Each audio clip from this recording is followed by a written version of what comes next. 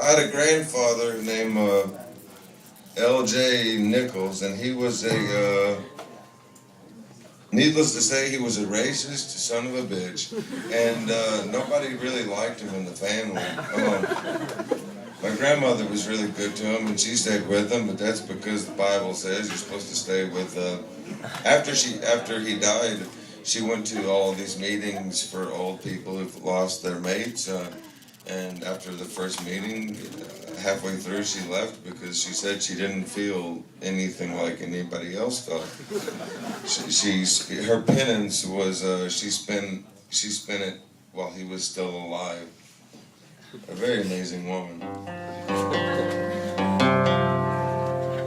The reason I bring this up is that he thought my music was shit, and he told everybody. He'd come to my shows just to tell strangers how bad I was. And the first time I played a huge show in London, he actually passed away that day. And so there's some kind of strange irony there. And I was back within a couple of days. I went to the funeral, and I think I might have been the only one that cared. And I started weeping and all this stuff when I saw him. And I think the only reason why people cried is because they saw me crying. Like, if I throw up, like, you might throw up.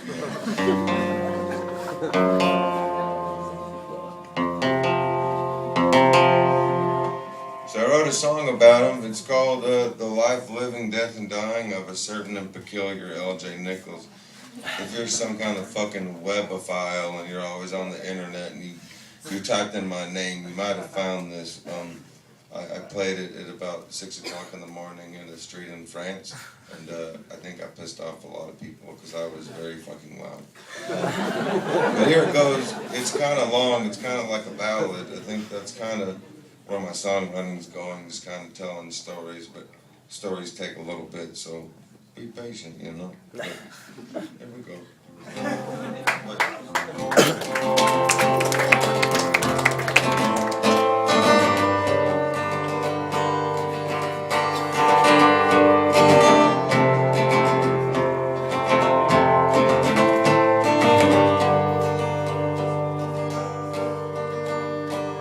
My grandpa was born on a cold summer's day,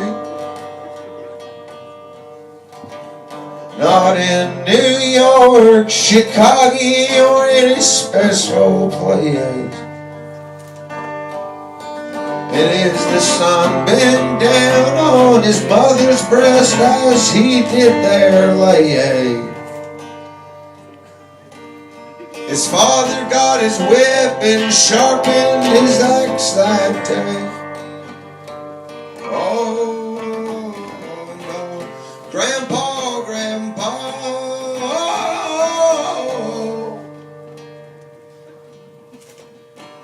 no, Grandpa, Grandpa,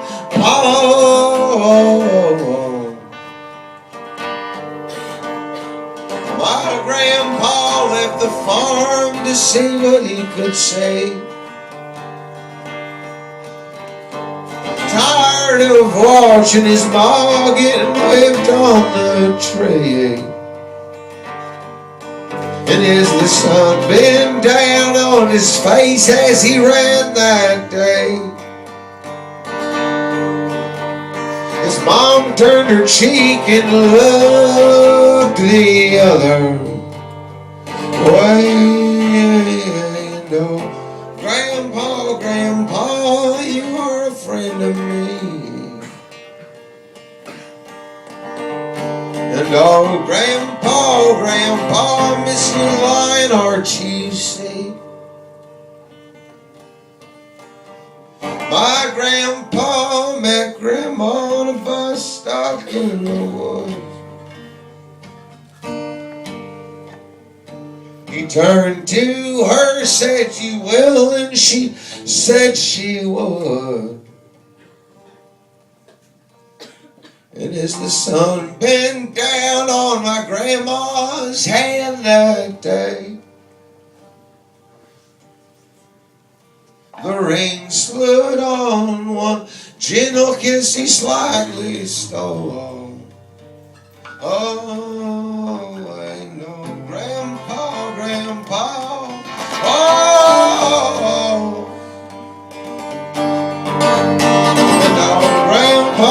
Grandpa,